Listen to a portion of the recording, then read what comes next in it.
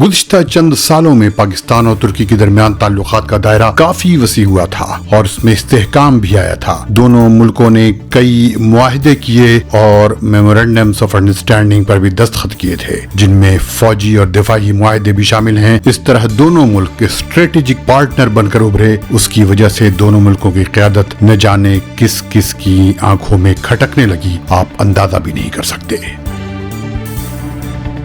अरब देश के सुनने वालों को फैजुल हक का सलाम। अगर आपने अब तक ये चैनल सब्सक्राइब नहीं किया है तो इसे फौरन सब्सक्राइब कर लें, साथ ही बेल आइकन पर भी क्लिक कर दें ताकि आपको अपडेट्स वक्त पर मिलती रहें।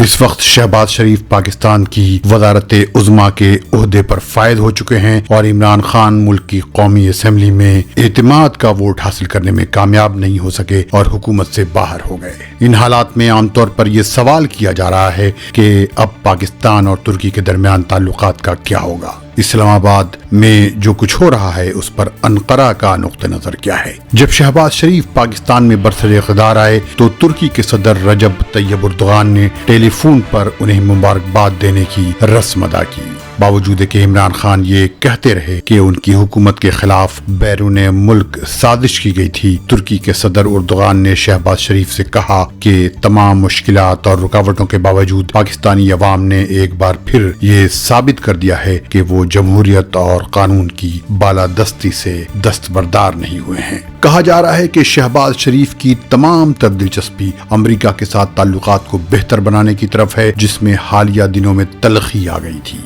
इस तरफ वो चीन और तुर्की के साथ भी बेहतर ताल्लुकात चाहते हैं। वाज़ेह रहे कि जब शहबाज शरीफ पंजाब के वज़ीर आला थे तो उन्होंने अपने सूबे में अब्दुल्ला गुलन के तमाम स्कूलों को बंद कर दिया था। उन पर तुर्की का इल्जाम है कि उन्होंने 15 जुलाई 2016 को मुल्क में तख्ता पलटने की कोशिश की थी। अब बरसर-ए-इक़्तिदार आने के बाद शहबाज शरीफ ने कहा है कि पाकिस्तान और तुर्की के दरमियान कभी भी खत्म होने वाले ताल्लुकात नहीं हैं। तुर्की हमेशा पाकिस्तानी अवाम और कश्मीर के अवाम के साथ खड़ा है। एक पाकिस्तानी तबसरा निगार मोहम्मद मेहदी का कहना है कि पाकिस्तान और तुर्की के दरमियान ताल्लुकात में हुकूमत की तब्दीली से कोई फर्क नहीं पड़ता, ये हमेशा बेहतर ही रहे हैं। उन्होंने कहा कि एर्दोगान वो पहले गैर मुल्की लीडर हैं जिन्होंने शहबाज शरीफ को सबसे पहले मुबारकबाद दी, जबकि शहबाज शरीफ ने अपने मुल्क की कौमी असेंबली या पार्लियामान से अपने पहले खिताब के दौरान ही ये कहा कि तुर्की वो अकेला मुल्क है जो कश्मीर के मसले पर हमेशा पाकिस्तान के साथ खड़ा रहा है। उन्होंने ये भी बताया कि मुस्लिम लीग नवाज की हुकूमत के दौरान तुर्की ने पाकिस्तान में बड़े पैमाने पर सरमायाकारी की है, लिहाजा दोनों मुल्कों के दरमियान ताल्लुकात मुस्तकबिल में भी बेहतर ही रहेंगे।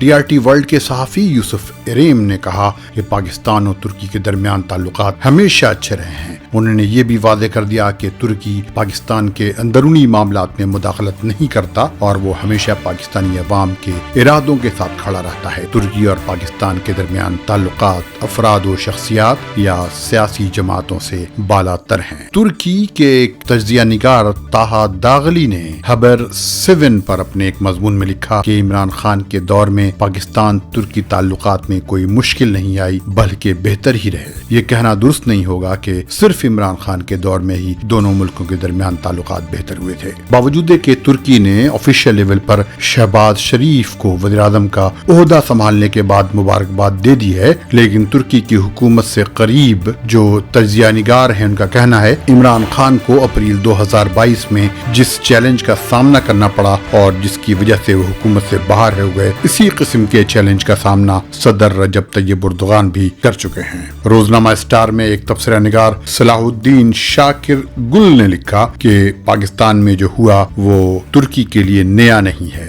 उन्होंने कहा कि 2007 में अब्दुल्ला गुल जब तुर्की में सदर थे उन्हें भी इसी किस्म का चैलेंज का सामना करना पड़ा था। तुर्क रोजनामा सबा के तज्जिया निगार सालेह तोना ने कहा कि पाकिस्तान और तुर्की दोनों माजी में कई बार तख्ता पलट का सामना कर चुके, यहाँ तक कि दोनों मुल्कों में वज़राए आज़म को तख्ता पलट करके फांसी पर भी लटकाया गया है। 60s में तुर्की में वज़ीर आज़म अदनान मेंदेरेस को फांसी दी गई और 70s में जुल्फ़िकार अली भुट्टो को फांसी पर लटका दिया गया। उन्होंने कहा कि हालिया बरसों में पाकिस्तान और तुर्की हमेशा शाना बशाना खड़े रहे हैं। पाकिस्तान ने कराबाग और साइप्रस के मसले पर खुलकर तुर्की की हिमायत की थी। सालेह तोना ने कहा कि अमेरिका तुर्की और पाकिस्तान से काफी परेशान है क्योंकि दोनों ही अमेरिका के हुक्म को मानने से इनकार करते रहे हैं। इमरान खान ने वज़ीर आज़म की हैसियत से पाकिस्तान में अमेरिकी फौजी अड्डा बनाने की इजाजत नहीं दी। तुर्की ने अमेरिकी धमकियों के बावजूद रूस से S-400 एयर डिफेंस सिस्टम खरीद लिया।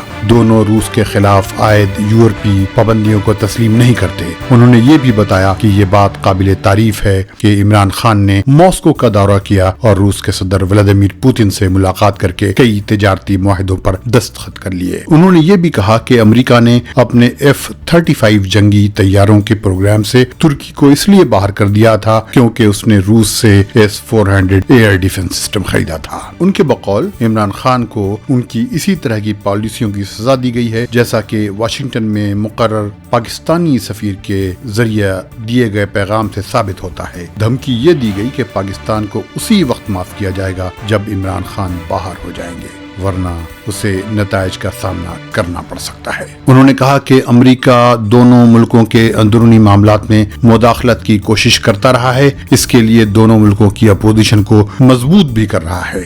इन दोनों पेशेवर खिलाड़ियों ने क्रिकेट और फुटबॉल का मैदान जरूर छोड़ दिया है। अब मैदान दूसरा है और खेल अभी बाकी है।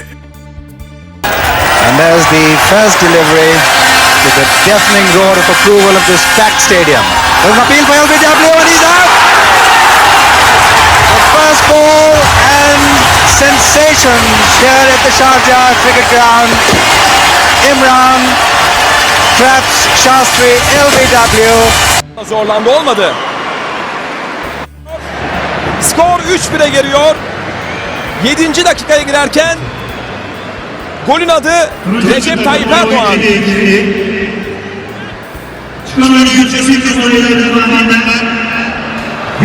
Yine Recep Tayyip Erdoğan vuruyor. खुदा हाफिज।